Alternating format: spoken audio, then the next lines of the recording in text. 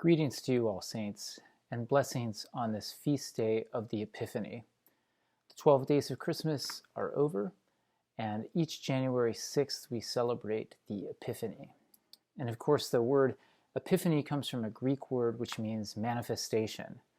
And the specific manifestation that we remember and celebrate on the Epiphany is the manifestation of Christ, the King of the Jews, Jesus, to the Magi, the Gentiles, the pagans, the astrologers who saw the star in the east and came to worship.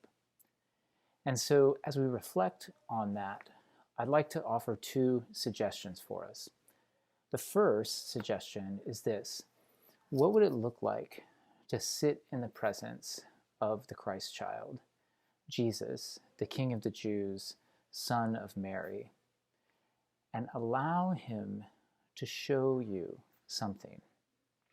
I find that in these challenging times in which we continue to live, that God wants to be known to us in special ways, ways that we wouldn't have known God otherwise. And so what would it look like to carve out some time on the Feast of the Epiphany, simply to listen? What is there for you in the manger? Might we see what the Magi saw and then give him the gifts of worship? The second challenge is this: what does it mean that Gentile pagan astrologers were drawn to worship the Christ child?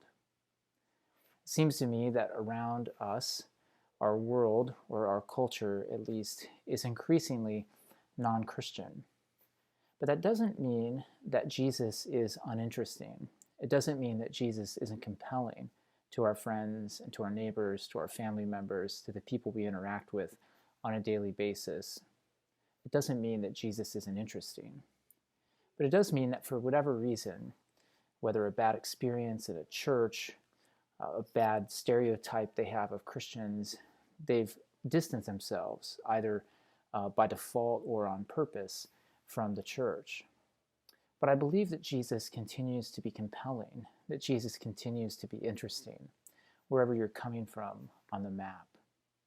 And so what would it look like to engage our non-Christian neighbors, co-workers, friends, family members in such a way that we have confidence that Jesus is interesting, that Jesus is compelling, and that ultimately the human desire that we all have to worship can only be truly fulfilled in the presence of the one who made himself vulnerable that we might live.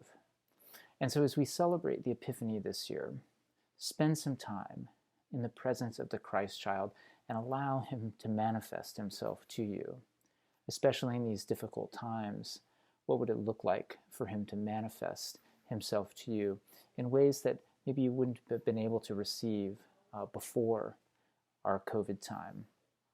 And second, what would it look like for us to engage with our friends, our family members, our neighbors, our co-workers with a firm conviction that Jesus is interesting and compelling, and that our friends who may keep arm's length from the church, much like the pagan astrologers from the East, might find something about Jesus interesting, something about Jesus compelling, and ultimately Jesus himself, the one who made himself vulnerable so that we might live, is the true desire of every human heart. And so what would it look like as individuals, as families, as a Christian community to engage with our neighbors from that perspective, trusting that Jesus is compelling, trusting that Jesus is the only one who will ultimately fulfill the desire that each one of us has to worship. And so celebrate the feast today, brothers and sisters at All Saints, trusting that God does long to speak to us, to show himself to us, and also longs to be known to those who do not know him for whatever reason. And trust that we might see many manifestations of Jesus Christ throughout this season. Blessings to you.